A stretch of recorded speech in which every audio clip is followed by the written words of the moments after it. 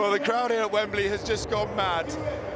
3 chances for 3 different people to hit the crossbar for £250,000. This fella, first up, has hit the ball. He said what he was going to do with the money if he won it was take the Saracens cheerleaders out for dinner. It wasn't a drop kick.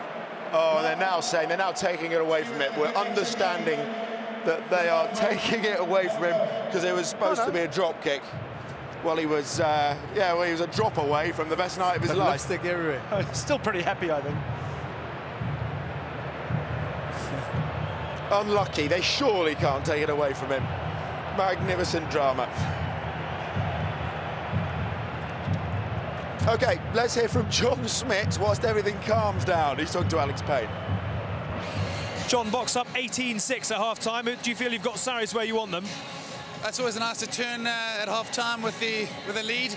I think it's a pretty lucky try there at the end there, but I suppose it gets the game. You've got to hope for the 50-50 calls going your way. There's lots of work to be done. It's one thing about playing over in your Northern Hemisphere.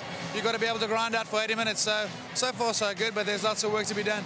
What's impressed you in that first half, especially from some of the youngsters? Well, I think you've hit the nail on the head. It's just the fact that there are a bunch of youngsters playing in that South African shirt, and they're doing some pretty good things tactically, keeping ball in the right places, going through the phases up in the opposition's half, and not messing around too much in their own half. And when they did, they nearly scored with the big man going over in the corner and missing out on the touchline.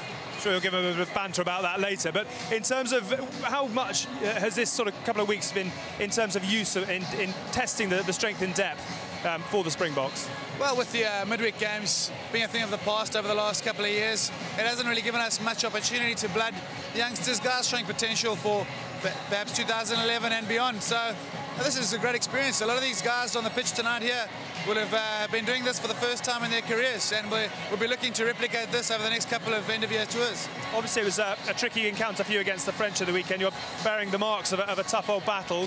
Are you guys running out of puff after what's been a very long campaign, or are they just little problems that you think you can fix for Italy and Ireland? I think we'll always talk about who's fatigued at which part of the year. I think it's really a silly excuse. You know, we did a lot of things wrong on the weekend, and sometimes you've just got to look at yourself and learn from that, and this weekend will be an opportunity to fix that. Good luck against Italy. Nice to see you. Thanks for your time. Well, I don't mean to be unprofessional, but I didn't hear a word of that because it's chaos in here. I'm just getting confirmation that that chap there, the man with no name as of yet, has won £250,000 for that kick and goal. Beers are on him. Fantastic stuff. We love it. Let's get... OK, so rugby's taking centre stage now. For the next hour or so, South Africa lead Saracens by 18 points to 6. Back to the Wills.